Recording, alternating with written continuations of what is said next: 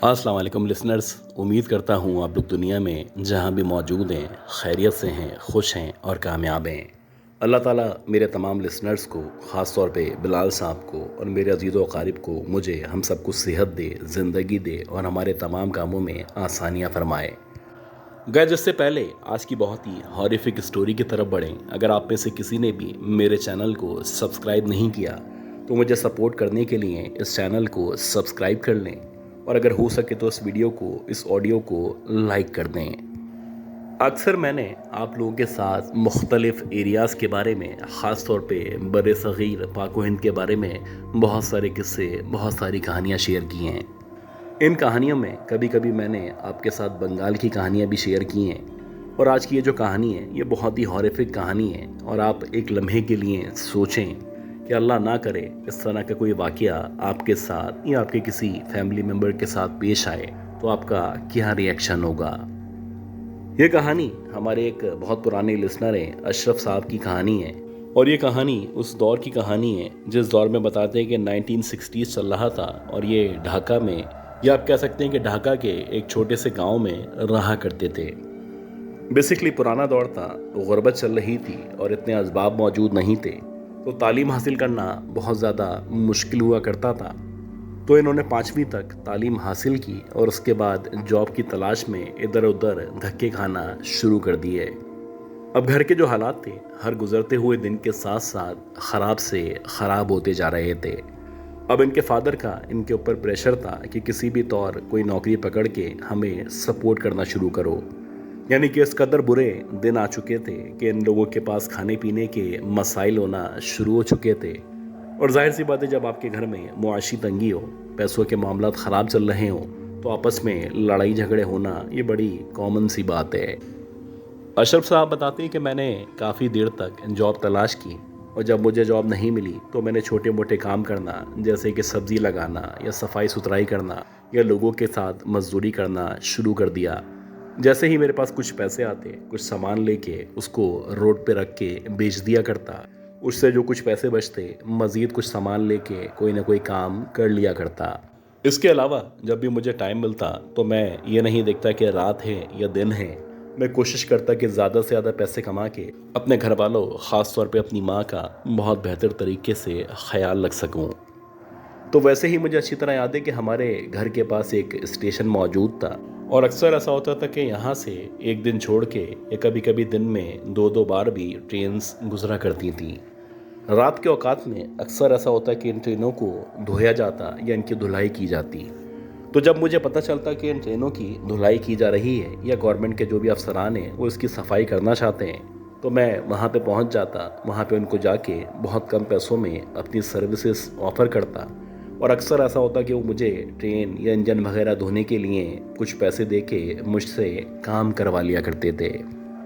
तो मुझे अच्छी तरह याद है, वैसे ही एक सर्द रात थी और मुझे पता था कि आज ट्रेनों की धुलाई होनी है, ये जो भी इंजन वगैरह है उसको साफ़ करना है।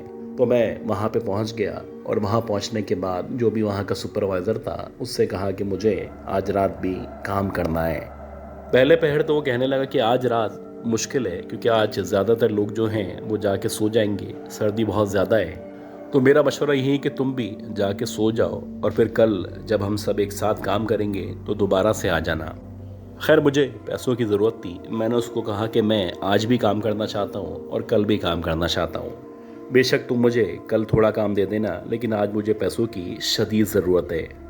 ये सुनने के बाद वो कहने लगा कि ठीक है, ये जो पीछे के डब्बे हैं वहाँ पे जाओ और इनको साफ़ करना शुरू कर दो, लेकिन हाँ आज के जो पैसे हैं ये मैं तुम्हें कल ही दूंगा।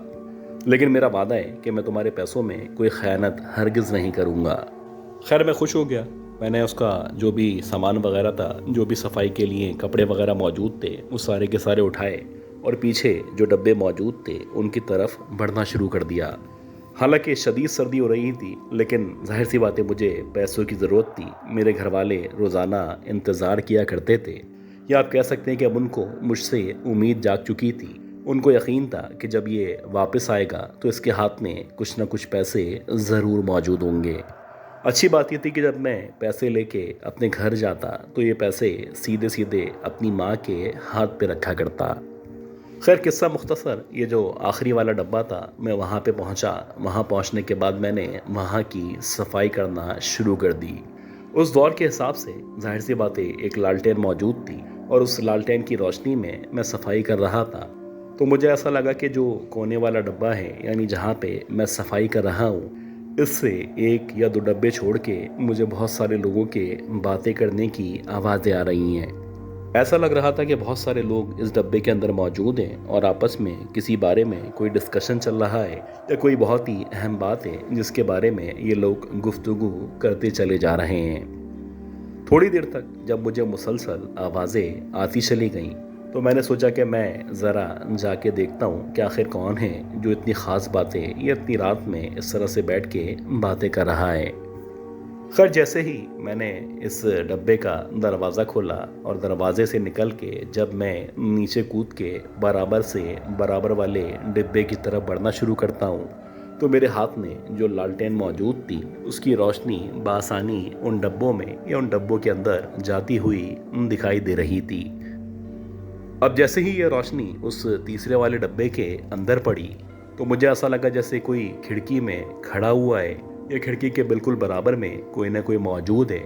और वाकई में ऐसा ही था कि बाहर की तरफ से, यानी जहाँ पे ये डब्बा या खिड़की मौजूद थी, इसके बाहर की तरफ कोई खड़ा हुआ था और वो उस कदर लंबा और इस कदर बड़ा आदमी था कि बाकायदा उसका जो चेहरा था या उसकी जो गर्दन थी वो मुझे बआसानी तीसरी खिड़की की तरफ दिखाई दे रही थी। अब तक मैं यही समझ रहा था कि जैसे कोई आम आदमी है जो कि यहाँ पे कुछ और लोगों के साथ मौजूद है और शायद ये जो बातें करने की आवाज़ें ये हमें सरासर इसी तरफ से सुनाई दे रही हैं। आप यकीन करें कि जब मेरे इस लालटेन की रोशनी मज़ीद उस शख्स के ऊपर पड़ी, तो ऐसा लग रहा था जैसे उसने एक बहुत बड़ी काली चादर के ज़रिए अपने पूरे जिस्म को, ख़ास तौर पे अपने मुंह वाले हिस्से को ढांप रखा है। अब जबकि मैं इस आदमी को पहचानने की या इसके बारे में जानने की कोशिश कर रहा था, ऐसा लगा कि आहिस्ता आहिस्ता करके हवा के ज़ोर की वजह से या इस हवा की वजह से उसकी चादर उसके मुंह के हिस्से से हटना शुरू हो गई है। और अजीब बात यह थी कि जैसे ही ये चादर उस आदमी के मुंह वाले हिस्से से सरक के उसके कंधों की तरफ आई, तो एक लम्हे के लिए मुझे शौक सा लगा। मुझे ऐसा लगा कि जो मंज़र शायद मेरी आंखों के सामने मौजूद है, इसका हकीकत से कोई ताल्लुक़ नहीं है। लेकिन वाकई में ऐसा ही था कि जब इस शख्स की जो चादर थी वो उड़ के नीचे, यानी उसके कंधे पे जाके गिरी, तो होना ये चाहिए था कि उसका चेहरा मेरी आंखों के सामने मुझे दिखाई देना चाहिए था। लेकिन हैरान कुन बात ये थी कि बावजूद इसके कि कुछ देर पहले इस चादर के ज़रिए उसने अपने पूरे जिस्म को, ख़ास तौर पे मुंह वाले हिस्से को ढांप रखा था, लेकिन जैसे ही ये चादर गिरी तो मैंने जो मंज़र देखा, उस मंज़र के मुताबिक मेरे सामने एक ऐसा आदमी, एक ऐसा शख्स मौजूद था जिसका धड़ यानी गर्दन तक का जो हिस्सा है वो मौजूद था, लेकिन गर्दन से ऊपर यानी मुंह वाला हिस्सा दिखाई नहीं दे रहा था। यकीनन ये वही मखलूक थी जिसको ज़बान ज़द आम में सरकटे के नाम से जाना जाता है। आप यकीन करें, मेरी गोके उम्र इतनी ज़्यादा नहीं थी, लेकिन हाँ, उस दौर में भी मैंने सरकटे के बारे में बहुत सारे किस्से, बहुत सारी कहानियाँ सुन रखी थी। आप यकीन करें, बावजूद इसके कि शदीद सर्दी हो रही थी, मैं वहाँ से जैसे तैसे मुड़ा और मुझे ऐसा लग रहा था मेरे मुंह से पसीने टपकते हुए नीचे गिरते चले जा रहे हैं। अल्लाह जानते कि मैंने किस बरक़ रफ्तारी के साथ वहाँ से स्टेशन की तरफ या उस तरफ भागना शुरू किया जहाँ पे आमतौर पे रेलवे स्टेशन का अमला मौजूद हुआ करता था। खैर हाँफते काँपते जब मैं वहाँ पे पहुँचा, तो वही सुपरवाइज़र जो कि मुझे काम दिया करता था, वो सोने से कुछ देर पहले शायद चक्कर लगाने यहाँ पे आया था।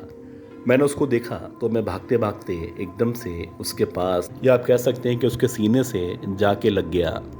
अब जैसे ही उस आदमी ने मुझे इस तरह से भागते हुए और खौफज़दा हालत में देखा, तो उसको ऐसा लगा जैसे कोई जंगली जानवर शायद मेरे पीछे लग चुका है।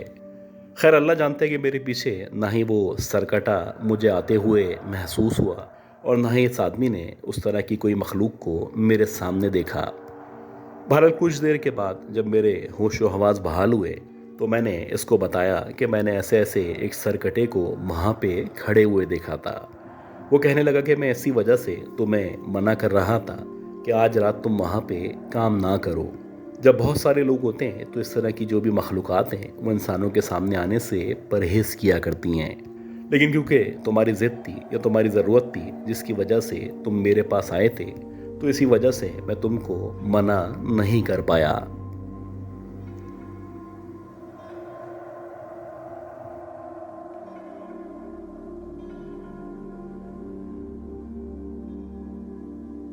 अगली कहानी जवाद साहब की कहानी है और ये कहानी 2010 की है। जवाद साहब बताते हैं कि ये इत्तफाक से अपने मामू के घर जैकबाबाद गए हुए थे।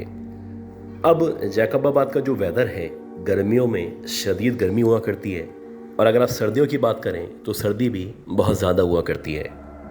अब ये जब गए थे तो जून जुलाई चल रहा था और जून जुलाई की छुट्टियां पड़ी हुई थी। जब भी अपने मामू या नानी के घर में जाते थे तो वहाँ पे एक आध हफ्ते के लिए रुका करते थे। अब इनके मामू का जहाँ पे घर मौजूद था, बेसिकली एक पुराना गांव था, एक छोटा सा गांव था और यहाँ पे जो आबादी थी मुश्किल से 1800 या 2000 के दरमियान थी। ये बताते कि इस गांव के अंदर उस वक्त यानी जिस वक्त का ये वाक़या है, बिजली मौजूद थी और हमारे गांव के जो लोग थे वो आमतौर पे मगरिब के बाद या इशा तक सो जाया करते थे। अक्सर ऐसा होता था कि 2-2 दिन के लिए लाइट मौजूद नहीं होती थी, तो इन दिनों हम सारे के सारे घर वाले छत पे सोने की कोशिश किया करते थे। खैर वैसे ही एक रात थी और मुझे अच्छी तरह याद है कि शदीद गर्मी हो रही थी और मेरे मामू मोमानी और उनके बच्चों के हमरा अपने ससुराल गए हुए थे। वहाँ पे कोई दावत थी जिसकी वजह से ये सारे के सारे लोग इनवाइटेड थे। हालांकि मेरे मामू मुझे भी कह रहे थे कि तुम भी हमारे साथ चलो, लेकिन मैंने सोचा कि ये मामू का ससुराल है और मेरा वहाँ पे जाना बनता नहीं है। खैर हमारे मामू का जो घर था, इस घर के बिल्कुल बराबर में एक पुराना सा घर मौजूद था और जब से हम पैदा हुए थे, यानी जब से हम अपने मामू नानी के घर में आया करते थे, तब से ही ये जो घर था मुकम्मल तौर पे न सिर्फ खाली था, बल्कि कहा जाता था कि गए वक्तों में जिन साहब का ये घर हुआ करता था उनकी किसी हादसे में डेथ हो गई थी। अब रात के तकरीबन 11 साढ़े 11 बजे का टाइम था कि एकदम से लाइट चली गई। अब जैसे ही लाइट गई, पहले तो मैं कुछ देर नीचे बैठा रहा। उसके बाद मैंने सोचा कि बाहर निकलता हूँ, हो सकता है कि गांव का कोई लड़का या मेरी उम्र का कोई दोस्त बाहर मौजूद हो। और ऐसा ही हुआ कि जब मैं बाहर निकला तो बाहर निकलने पे मैंने देखा कि एक लड़का जो कि हमारे मामू के इलाके का लड़का था और उस लड़के से मेरी अच्छी खासी दोस्ती थी, वो सामने बाहर खड़ा हुआ था। अब मैं उसके साथ बैठ गया और बातों ही बातों में पता ही नहीं चला कि कब 1 या 1.5 घंटा ऐसे ही गुजर गया। आमतौर पे गांव के अंदर जब लाइट जाती है तो हम एक्सपेक्ट करते हैं कि सुबह आएगी या कम से कम 8 या 10 घंटों के बाद लाइट वापस आएगी।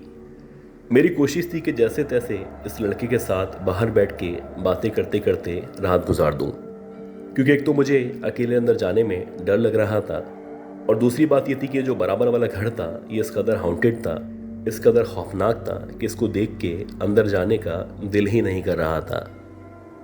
खैर जो लड़का था, इसकी जो मदर थी, ये बार बार उसको अंदर बुला रही थी। वो कह रही थी कि बहुत देर हो चुकी है, अब तुम अंदर आ जाओ और सोने के लिए लेट जाओ। खैर मुझे लग रहा था कि मेरी वजह से इसकी अम्मी इसको डांटने वाली हैं। खैर मैंने उसको कहा कि ठीक है, तुम अपने घर चले जाओ, मैं भी घर चला जाता हूँ और कोशिश करता हूँ कि ये रात जैसे तैसे सो के गुजार सकूँ। अब जब मैं घर के अंदर गया तो एक अजीब खौफनाक सा माहौल था, चारों तरफ अंधेरा था। खैर मैंने एक लालटेन जलाई और लालटेन जलाने के बाद मैं सीधा ऊपर आ गया। अब जब मैं छत पे आके बैठा तो निस्बतन नीचे के मुकाबले में ज़रा वेदर बेहतर लग रहा था। मुझे लग रहा था कि कुछ देर मैं लेटा रहूँगा और मुझे नींद आ जाएगी। लेकिन अभी जबकि मुझे लेटे हुए मुश्किल से 5 या 7 मिनट गुजरे होंगे, मुझे एकदम से किसी के खांसने की आवाज़ आने लगी। अब ये जो गांव था, इसमें जो घर थे ये एक दूसरे के बराबर में थे।